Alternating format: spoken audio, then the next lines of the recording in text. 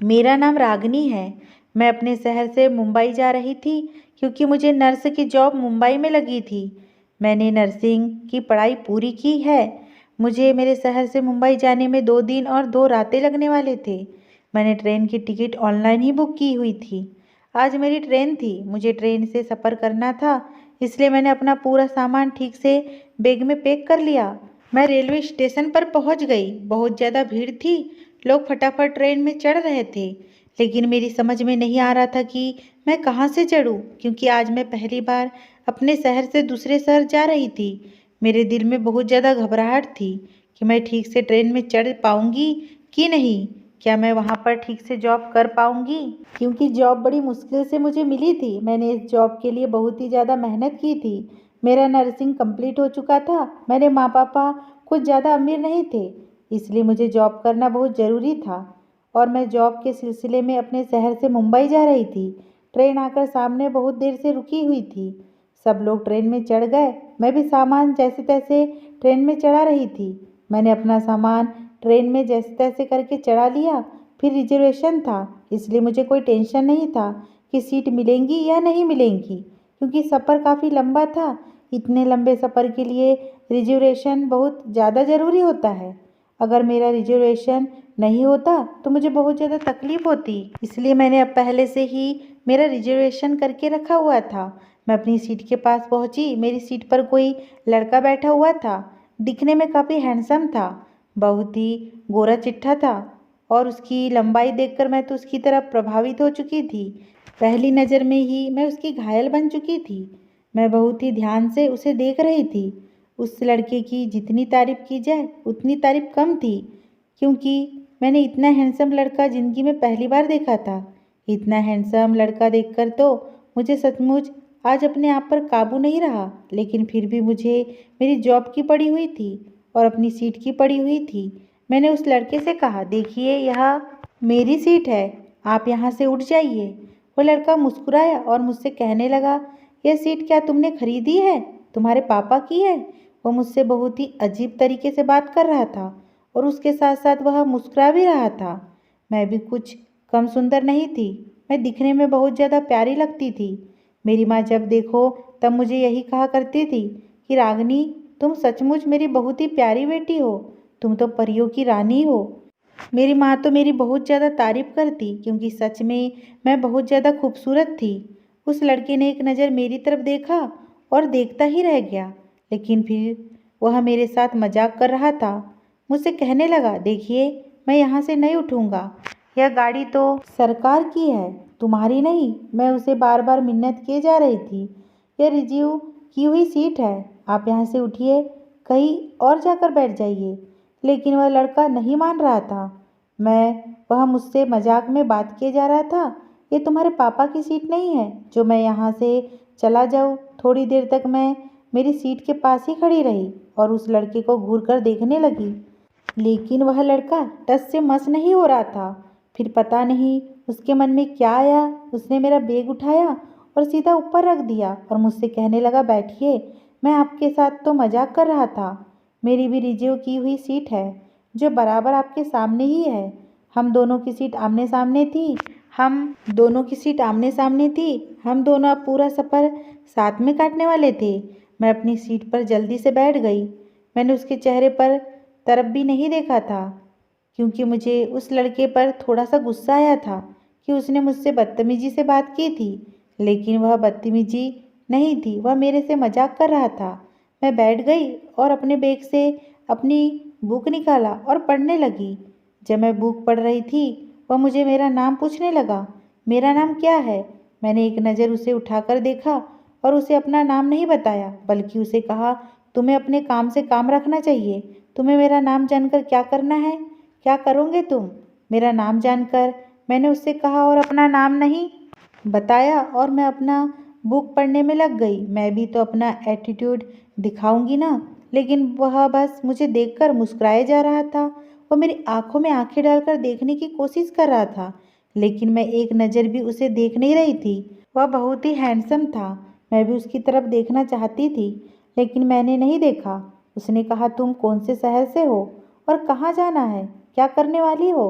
वह मेरे बारे में बार बार पूछ रहा था। फिर दोबारा से उसने मुझे पूछा, तुम्हारा नाम क्या है? मैंने उसे कहा, देखो मेरा नाम रागनी है और तुम मुझसे इतने सवाल जवाब मत करो। तुम कोई टीचर हो जो इतने सवाल जवाब कर रहे हो? मैं नर्सिंग की जॉब के लिए जा रही हूँ। तुम क्यों और कहाँ जा रहे हो जो इतने सवाल जवाब कर रहे हो? तब वह मुस्कुराया और मुझसे कहने लगा, अच्छा तो नर्सिंग की जॉब के लिए जा रही हो, कोई बात नहीं, अब बताओ कि तुम कौन से शहर जा रही हो? मैंने कहा, मुंबई। धीरे धीरे हम दोनों में अच्छी बातचीत शुरू हो गई। उसने मुझे अपने घर के बारे में सब कुछ बता दिया। मैंने भी उसे अपने घर के बारे में सब कुछ बता दिया। उसका एक भाई है, अभी तक शादी नहीं हुई है। वह भी जॉब के सिलसिले में जा रहा है और जहाँ हाँ मैं जा रही हूँ वहीं वो भी जा रहा था। सफ़र काफ़ी लंबा था। सफ़र अब बहुत ही मज़ेदार होने वाला था क्योंकि वह बहुत ही प्यारी बातें कर रहा था। अब वह मुझे अच्छा लगने लगा था। सर्दी का मौसम था, काफ़ी ज़्यादा सर्दी हो रही थी। बहुत ज़्यादा ठंडी ठंडी हवाएं चल रही थी। ठंडी हवा के साथ साथ चाय पीने का मन भी कर रहा था। तब तक वहाँ से चाय वाला गुजरा। उसने चाय चाय करके आवाज़ लगा दी। मैंने उस चाय वाले को बुलाया और मैंने 2 कप चाय खरीदी। 1 कप चाय मैंने उसे दी और 1 कप चाय मैं पीने लगी। रोहित सचमुच बहुत ही प्यारा लड़का था। उसने उस चाय वाले को पैसे दे दिए। मैंने कहा, नहीं मैं पैसे देती हूँ। लेकिन मेरे कहने से पहले ही उसने चाय वाले के हाथ में पैसे दे दिए। वह चाय वाला हम दोनों को देखकर मुस्कुरा रहा था। चाय वाला चाय देकर वहाँ से चला गया। रोहित मुझे देखकर हंसने लगा, कहने लगा, अरे 40 रुपए की तो बात थी, 40 में क्या होगा? जब बहुत ज़्यादा रकम देनी होगी तो तुम दे देना। आगे खाने का भी तो हमें देखना है। खाना आ जाएगा तब तुम खाने के पैसे दे देना। हम दोनों एक दूसरे को देखकर हंस रहे थे, एक दूसरे के साथ मजाक कर रहे थे। रोहित मेरे साथ मजाक मजाक में कुछ हद से ज़्यादा ही बातें कर रहा था, लेकिन मुझे उसकी बातें बहुत अच्छी लग रही थी। सफ़र अच्छे से कट रहा था। ट्रेन कब निकल चुकी थी। सर्दी बहुत ही ज़्यादा थी। मैं अपने बैग से शॉल निकाल कर ओढ़ ली। वह भी अपना स्वेटर निकाल रहा था, लेकिन उसके बैग से स्वेटर निकल ही नहीं रहा था। मैंने उसे कहा, अरे मेरे पास और एक शॉल है, क्या तुम्हें दे दूँ?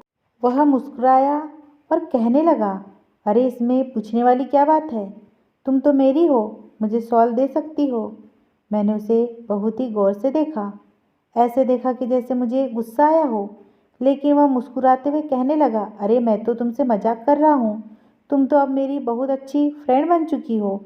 हमारी बातें चल ही रही थी, पूरा दिन बीत गया। अब हम दोनों एक दूसरे के साथ बहुत ही ज़्यादा क्लोज आ चुके थे। रात काफ़ी ज़्यादा हो गई थी। हम दोनों अब खाना खाकर सो चुके थे। एक दिन में ही हम दोनों इतना ज़्यादा करीब आ गए थे कि हमें पता ही नहीं चला कि हम दोनों एक दूसरे से अब प्यार भी करने लगे थे। एक दिन में हमें एक दूसरे से प्यार हो गया था। ना तो उसकी कोई गर्लफ्रेंड थी और ना ही मेरा कोई बॉयफ्रेंड। हम दोनों ने ऑनलाइन और एक रिजर्वेशन करवाया। वहाँ पर ऐसा रिजर्वेशन था जहाँ पर सफ़र के साथ साथ हम रूम के मज़े भी ले सके। उस ट्रेन के डिब्बे में हम लोग पहुँचकर वहाँ पर बैठ गए। हम दोनों एक दूसरे से अब बहुत ही ज़्यादा क्लोज आ गए थे। ठंडी का मौसम था। रोहित मेरे साथ आकर बैठ गया, मेरे हाथ को थाम लिया, मुझसे कहने लगा, रागनी तुम बहुत ही ज़्यादा खूबसूरत हो। मैं तुम्हारी खूबसूरती की तारीफ पहले दिन ही करना चाहता था, लेकिन मुझे डर लग रहा था कि कहीं तुम्हें मेरी बात का बुरा ना लगे, इसलिए मैंने तुम्हें बताया नहीं। लेकिन रागनी तुम बहुत ही ज़्यादा खूबसूरत हो। मैंने शर्माते हुए एक नज़र उठाकर रोहित को देखा और रोहित से कहा, रोहित तुम भी बहुत ही ज़्यादा हैंडसम हो। तुम भी मुझे पहली बार में ही बहुत प्यारे लगे थे। मैं तुम्हें पहली नज़र में ही अपना दिल दे बैठी थी। तब रोहित ने मेरी ओर देखा और मुझे ज़ोर से बाहों में पकड़ लिया। मैं भी रोहित की बाहों में जाकर अपने आप को बहुत ही अच्छा महसूस करने लगी थी, क्योंकि रोहित सचमुच बहुत अच्छा लड़का था। पहली नज़र में ही वह मुझे भा गया था, इसलिए मैंने अपने आप को पूरी तरह से रोहित के हवाले कर दिया। रोहित और मैंने पूरी रात एक दूसरे के बाहों में बिता दी। रोहित ने पूरी रात मुझे बहुत प्यार किया था। हम दोनों ने उस रात सारी हदें पार कर दी जो हमें नहीं करनी चाहिए थी। रोहित और मेरे बीच अब कोई भी दीवार नहीं थी। हम पूरी तरह से दो जिस्म एक जान बन चुके थे। पूरी रात हमने एक दूसरे की बाहों में काटने के बाद दूसरा दिन भी निकल गया। अब हमें एक दूसरे से जुदा होने का वक्त आ गया। रोहित मुझे देखकर बहुत ही ज़्यादा परेशान हो रहा था, क्योंकि वह मुझसे दूर नहीं जाना चाहता था और ना तो मैं उससे दूर जाना चाहती थी। हम दोनों एक दूसरे को देखकर बहुत ज़्यादा परेशान हो रहे थे, क्योंकि हम एक दूसरे से जुदा नहीं होना चाहते थे। उतरने का वक्त आ गया। हम दोनों ट्रेन से उतर गए। रोहित ने मुझे गले से लगाया और वहाँ से चला गया। रोहित की आंखों में आंसू थे। मेरी आंखों से तो लगातार आंसू बह रहे थे, लेकिन मुझे अपनी जॉब पर जाना बहुत ज़रूरी था। रोहित वहाँ से चला गया। मैं भी अपनी जॉब की जगह पर आ गई। मैं अपने आप को जैसे तैसे करके संभाल लिया था और मैं हॉस्टल में पहुँच गई। मैंने हॉस्टल में अपना सामान रखा और ज्वाइनिंग लेटर जॉब की जगह पर जाकर पहुँच गई। मैं हॉस्पिटल गई। वह दिन बहुत ही अच्छा गुजरा था। मेरी जॉब का पहला दिन था। बहुत अच्छी तरह से जॉब का दिन गुजर गया। शाम हो गई। मैं अपने बिस्तर पर जाकर लेट गई, पर मुझे याद आया कि मैंने रोहित का तो नंबर ही नहीं लिया और ना ही मेरे पास रोहित का एड्रेस है। मैं बहुत ज़्यादा परेशान हो गई। मेरी समझ में कुछ भी नहीं आ रहा था कि मैं क्या करूं, कहाँ से रोहित का नंबर निकालूं। हम बातों बातों में इतना ज़्यादा खो गए कि रोहित के पास मेरा नंबर नहीं था और ना तो मेरे पास रोहित का नंबर था। अब मैं क्या करती? मैं बहुत ज़्यादा बेचैन थी, लेकिन मुझे मेरे माँ बाप के लिए जॉब करना बहुत ज़्यादा ज़रूरी था। मैंने रोहित की मोहब्बत को इस वक्त दिल में दबा दिया और मैं अपनी जॉब में लग गई। दिन ऐसे ही बीतते चले गए। 1 महीने गुजर गए। 1 महीने के बाद मुझे पता चला कि मैं माँ बनने वाली हूँ। जब मुझे पता चला तो मैं बहुत ज़्यादा परेशान हो गई और फिर मैं रोहित को ढूंढने की कोशिश की, लेकिन वह मुझे कहीं नहीं मिला। मैं अपने बच्चे को मारना नहीं चाहती थी। मैंने अपने दिल में ठान लिया था कि मैं इस बच्चे को दुनिया में लाकर रहूँगी।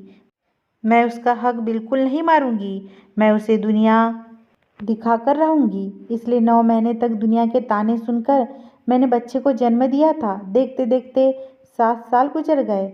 मेरा बच्चा 7 साल का हो गया था। मेरा ट्रांसफ़र मुंबई से पुणे हो गया था। एक दिन मैं अपने बेटे का एडमिशन करवाने के लिए स्कूल लेकर गई हुई थी।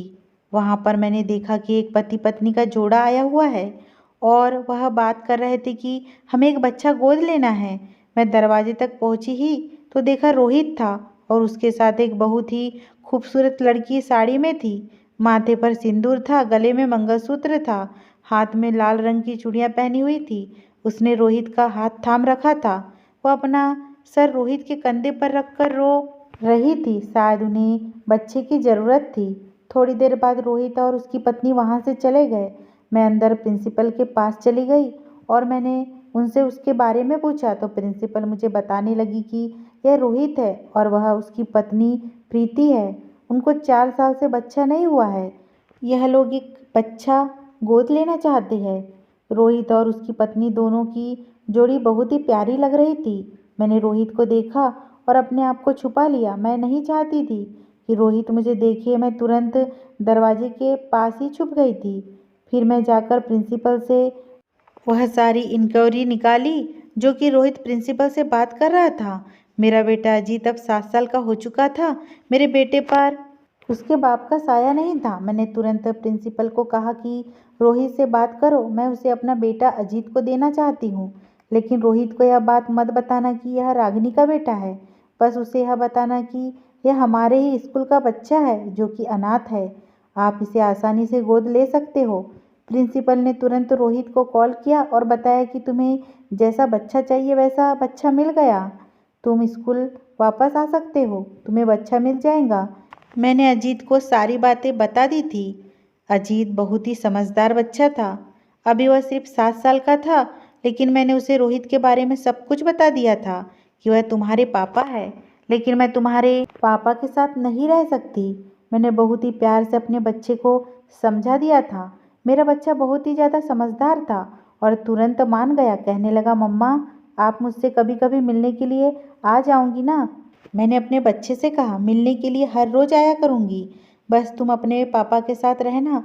तुम्हारे पापा बहुत अच्छे हैं। तुम्हारा बहुत अच्छे स्कूल में एडमिशन करवा देंगे।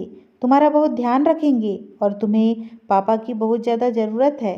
तुम्हें पापा के पास ही रहना होगा। अजीत पहले तो मान नहीं रहा था, लेकिन फिर मैंने जब उससे कहा कि मैं तुमसे मिलने के लिए हर रोज़ आया करूँगी, तब अजीत मान गया। प्रिंसिपल ने रोहित और उसकी पत्नी को बुलाया, अजीत को उनसे मिलवाया। अजीत बहुत ज़्यादा रो रहा था, उनके साथ जाने के लिए मना कर रहा था, लेकिन मैंने इशारे से अजीत से कहा, तुम जाओगे तो मैं तुम्हें बहुत सारी चॉकलेट्स और मिठाई दूंगी। तब अजीत रोता हुआ रोहित के साथ चला गया। आज अजीत को गए हुए 1 महीना गुजर चुका था, लेकिन मैं अजीत से मिलने नहीं गई। मेरा दिल तड़प रहा था, मेरा दिल रो रहा था। आज मैं रुकने वाली नहीं थी। आज मैं अजीत को देखने के लिए जाने ही वाली थी। रोहित और उसकी पत्नी स्कूल से अजीत को ले जाने के लिए आए थे। अजीत की स्कूल की छुट्टी हो चुकी थी। रोहित की पत्नी ने मुझे नहीं देखा था। मैं अजीत के पास चली गई और उसके सर पर हाथ फेरने लगी और मुझे देखकर मेरे पास दौड़ा चला आया था और मुझसे कहने लगा, मम्मा तुम यहाँ पर कैसे? अजीत मुझे बार बार मम्मा कहकर मेरे गले लगने लगा। मुझे बहुत ज़्यादा बुरा लग रहा था। मेरी ममता तड़प उठी। मैं अजीत को सीने से लगाई, उसके माथे को चूमा। उसे अपने सीने से अलग करने का मन नहीं कर रहा था। रोहित की पत्नी अजीत को मुझसे छीनने की कोशिश कर रही थी, लेकिन अजीत मुझसे अलग होने के लिए बिल्कुल भी तैयार नहीं था। मैंने अजीत से कहा, अजीत यही तुम्हारी माँ है। लेकिन तब तक रोहित भी वहाँ से उतरा और मुझे देखा तो तुरंत मेरे पास चला आया। मेरा हाथ पकड़कर मुझसे कहने लगा, रागिनी तुम कहाँ चली गई थी? मैंने तुम्हें कहाँ कहाँ नहीं ढूंढा। देखते देखते वह मुझसे लिपट गया। उसने अपनी पत्नी के सामने ही मुझे गले लगाया और रोने लगा और कहने लगा, रागिनी मैं तुम्हारे प्यार में पूरी तरह पागल हो चुका था। मुझे मेंटल हॉस्पिटल में 3 साल तक डाल दिया गया। मैं 3 साल तक मेंटल हॉस्पिटल में था। तुम पागल हो, तुमने मुझे ढूंढने की कोशिश क्यों नहीं की? वह मुझे बहुत ही ज़्यादा बातें सुना रहा था, पागलों की तरह मुझे प्यार कर रहा था। उसकी पत्नी सब देख रही थी। मुझे रोहित को उसकी पत्नी के सामने गले लगाते हुए बड़ी शर्म आ रही थी, लेकिन मैं क्या करती? मैं भी रोहित को देखकर पूरी पागल हो गई थी। रोहित मेरे बच्चे का बाप था। पहला प्यार मेरा रोहित ही था। मेरी जिंदगी हो, तुम कहाँ चली गई थी? मजबूरन मेरे माँ बाप ने मेरी शादी प्रीति से करा दी। मैं प्रीति के साथ शादी नहीं करना चाहता था, लेकिन फिर भी मेरे माँ बाप ने मेरी शादी प्रीति के साथ करा दी। प्रीति बिल्कुल भी इस रिश्ते के बारे में कुछ भी नहीं जानती थी। प्रीति को पता चला कि रोहित और मैं एक दूसरे को पहले से जानते हैं और अजीत हमारा ही बच्चा है, तो प्रीति बहुत ही ज़ोर ज़ोर से रो रही थी, गुस्सा कर रही थी। वह रोहित के पास चली गई और ज़ोर से रोहित के मुंह पर थप्पड़ मारा और कुछ नहीं कह सकती थी। वह पति पत्नी थे, इसलिए मैंने उन दोनों के बीच में बात नहीं की। अब प्रीति ने अजीत को थप्पड़ मारा, तब रोहित होश में आया और उसे थोड़ा सा बुरा लगा कि उसने प्रीति के सामने मुझे गले लगाया, लेकिन फिर भी वह मेरा हाथ थामे हुआ था। वह प्रीति को समझा रहा था कि हमारे साथ क्या क्या हुआ था। रागिनी मेरा पहला प्यार है, मैं इससे बहुत ज़्यादा प्यार करता हूँ, मैं इसके बिना नहीं जी सकता। जब प्रीति ने रोहित के मुंह से ये सारी बातें सुनी तो उसने कहा, मैं तुम्हें छोड़कर अभी के अभी जा रही हूँ, लेकिन मैं रोहित और प्रीति की ज़िंदगी खराब नहीं करना चाहती थी, इसलिए मैंने रोहित को समझाया, रोहित अब यह ज़िंदगी तुम्हारी प्रीति की है, अजीत तुम्हारा बेटा है। मैंने तो तुम्हें तुम्हारा बेटा दे दिया, तुम मेरी फिक्र मत करो। तुम अजीत को ले लो और अपने घर चले जाओ। मैं आज के बाद तुम्हें कभी भी अपना मुंह नहीं दिखाऊंगी। मेरी बात मानो, अगर तुम सचमुच मुझसे मोहब्बत करते हो तो तुम प्रीति को अपनी पत्नी समझो और अपना संसार बसाओ। तुम मेरे लिए अपने संसार को आग मत लगाओ। तुम प्लीज़ यहाँ से चले जाओ। मैं तुम्हारे आगे हाथ जोड़ती हूँ। लेकिन प्रीति वहाँ से अपने मायके जा चुकी थी। अब प्रीति रुकने वाली नहीं थी। वह वहाँ से चली गई, लेकिन रोहित मेरा हाथ छोड़ने के लिए बिल्कुल भी तैयार नहीं था। अजीत और रोहित हम तीनों साथ में रोहित के घर चले गए। रोहित का घर बहुत बड़ा था, काफ़ी आलीशान था। रोहित सचमुच बहुत ही अच्छा इंसान था। उसने अपने घर को, अपने आप को और अपने संसार को बहुत अच्छे से सजा कर रखा हुआ था। मैं रोहित का संसार खराब नहीं करना चाहती थी। जब हम रोहित के घर गए, मैंने देखा कि रोहित और उसकी पत्नी की काफ़ी सारी तस्वीर थी। रोहित की पत्नी प्रीति ने पूरा घर बहुत ही अच्छे से सजाया हुआ था। उनके बेडरूम तो बहुत ही आलीशान थे। बेडरूम में हर चीज़ बहुत ही तरीके से रखी हुई थी। उन दोनों की तस्वीर देखकर मेरे दिल में बहुत ज़्यादा जलन हो रही थी, लेकिन फिर भी मैंने अपने आप को समझा लिया कि मुझे इनका संसार खराब नहीं करना है, मुझे यहाँ से चले जाना है। मैंने रोहित को बहुत मनाने की कोशिश की, वह प्रीति को उसके मायके से ले आए। मेरे कहने पर रोहित प्रीति को लाने उसके मायके गया, लेकिन प्रीति आने के लिए बिल्कुल भी तैयार नहीं थी। मैं दूसरे दिन प्रीति के घर चली गई और मैं प्रीति के सामने हाथ जोड़कर उससे माफ़ी मांगी। मैंने उससे कहा कि इसमें मेरी और रोहित की कोई गलती नहीं है, प्लीज़ हमें माफ़ कर दो। लेकिन प्रीति हमें माफ़ करने के लिए बिल्कुल भी तैयार नहीं थी। 6 महीने गुजर गए। मैं हर 2 दिन के बाद प्रीति को मनाने के लिए उसके घर चली जाती, उसे बार बार यही कहती कि रोहित और मेरे बीच में ऐसा कोई भी संबंध नहीं है जो तुम समझ रही हो। जो कुछ भी था वह सब कुछ गलती से हो गया था और नासमझी हो गया था, इसलिए तुम अपना संसार बर्बाद मत करो। मैं बार बार प्रीति को समझाने की कोशिश करती, बार बार रोहित जाता उसे समझाने। 1 साल बीत गया, लेकिन प्रीति अब तक नहीं आई थी। उसने पता नहीं क्या सोच रखा था और एक दिन वह दुबई चली गई। उस दिन मेरे दिल को बहुत ही ज़्यादा ठेस लगी थी। मुझे ऐसा बिल्कुल भी नहीं करना चाहिए था। मुझे बिल्कुल भी प्रीति के सामने नहीं आना चाहिए था। अपने बच्चों को गले नहीं लगाना चाहिए था। उस दिन अपनी ममता को मुझे काबू में कर लेना चाहिए था। मैं क्या करती, मेरी ममता काबू में नहीं रही और मैं अपने बच्चों को जाकर लिपट गई।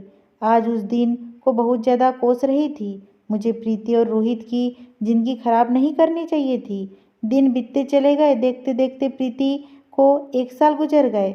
1 साल बाद वह लंबा चौड़ा एक लेटर मेरे घर पर आया।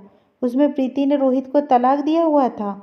उसमें तलाक के पेपर थे और तलाक के साथ साथ उसके अंदर बहुत ही लंबा चौड़ा लेटर लिखा हुआ था। जब मैं वह लेटर पढ़ रही थी तब मेरी आंखों से आंसू बह रहे थे। मुझे बिल्कुल भी अपने कानों पर यकीन नहीं आ रहा था। यह सब कुछ उनके संसार में हो रहा था। प्रीति ने उसमें लिखा हुआ था कि रागिनी, रोहित और मेरे बीच में बिल्कुल भी कुछ नहीं था। रोहित ने मुझसे शादी तो की थी, लेकिन पहले से ही तुम्हारा था। बस नाम के लिए हम पति पत्नी थे, लेकिन हमारे बीच में ऐसा कोई भी संबंध नहीं था। हम पति पत्नी जैसे एक दूसरे के साथ रहते थे, वह बस लोगों के सामने दिखाने के लिए। हम पति पत्नी का नाटक कर रहे थे। रोहित ने कभी भी मुझे दिल से अपनी पत्नी नहीं माना था, लेकिन दिल दिमाग में रागिनी बस तुम थी। मैं अगर उसके साथ भी रहती तो क्या करती? हमारे बीच में शारीरिक संबंध तो थे, लेकिन दिल का संबंध हमारा कभी भी जुड़ा नहीं। और 4 साल जब हमारा शारीरिक संबंध होकर भी मैं माँ ना बन सकी, तो मैं एक दिन हॉस्पिटल में अपने आप का चेकअप करवाने के लिए चली गई। जब मैंने अपना चेकअप करवाया तब मुझे पता चला कि मैं कभी भी माँ नहीं बन सकती। तो मेरा रोहित के साथ रहने का फ़ायदा ही क्या? मैं खुद ही रोहित के लिए कोई लड़की ढूंढ रही थी। मैं अपना और रोहित से एक बच्चा पैदा करवाने वाली थी, लेकिन भगवान का बहुत बहुत शुक्र है कि तुम खुद सामने आई और हमें रोहित का और तुम्हारा बच्चा मिल गया। भगवान की मर्जी यही थी, इसलिए तुम यहाँ पर आई हो और तुम दोनों अब शादी कर सकते हो, क्योंकि अब मैं यहीं पर दुबई में सेटल होने वाली हूँ और यहीं पर कोई लड़का देखकर मैं भी शादी कर लूँगी। तुम दोनों अपना संसार सजाओ, अपने बच्चों के साथ सुखी रहो। मैंने वह लेटर रोहित को दिखाया। तब रोहित ने वह लेटर पढ़ा तो उसे भी बहुत ज़्यादा दुख हुआ, क्योंकि रोहित भी अपने आप को माफ़ नहीं कर रहा था। लेकिन जब उसने लेटर की आखिरी लाइन पढ़ी तब उसने मुझे गले से लगाकर रोने लगा। कहने लगा, यही तकदीर का लिखा है। अगर तकदीर में लिखा ना होता तो आज तुम मुझे नहीं मिलती, ना ही तो मेरा बच्चा मिलता। मेरी मोहब्बत सच्ची थी, मैंने बस तुमसे ही मोहब्बत की थी। आज भगवान ने मेरी मोहब्बत मुझसे मिला दी। मैं आज अपने पति और बेटे के साथ बहुत खुश हूँ। अगर ये स्टोरी आपको पसंद आई हो दोस्तों, चैनल पर नए हो तो प्लीज़ मेरे चैनल को सब्सक्राइब करना बिल्कुल ना भूलें।